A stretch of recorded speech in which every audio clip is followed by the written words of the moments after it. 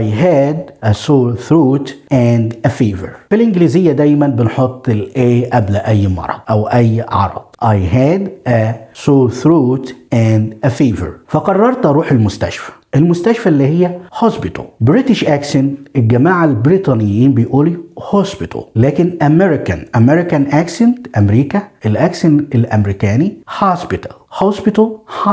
فقررت أروح المستشفى. I went to the hospital. أول ما رحت المستشفى فدخلت قسم الاستقبال. قسم الاستقبال اللي هو إيه؟ reception. I checked in at the reception. يعني أنا دخلت قسم الاستقبال. في قسم الاستقبال قابلت الممرضة اللي هي النيرس دي قاست درجة حرارتي والضغط بتاعي، ضغط الدم بتاعي. يبقى the nurse checked my temperature and blood pressure. درجة الحرارة اللي هي temperature، ضغط الدم اللي هو blood pressure. بعد كده دخلت للدكتور اللي هو ايه؟ دكتور. لما دخلت للدكتور الدكتور فحصني بعناية. فحص يعني examine. The doctor examined me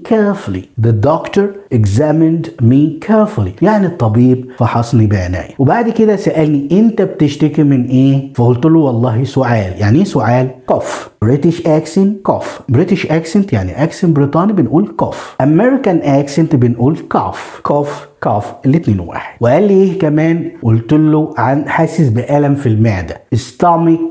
stomach ache يعني ألم في المعدة. stomach ache. وايه تاني؟ قلت له وجع في الظهر. back ache. وايه تاني؟ قلت له والله وصداع. headache. صداع يعني headache. ألم في المعدة stomach ache. وجع في الظهر back ache. قلت له كمان حاسس بأرق وما بقدرش أنام. insomnia يعني أرق ما بقدرش أنام. قلت له كمان شوية دوخة dizziness. دوخة يعني إيه؟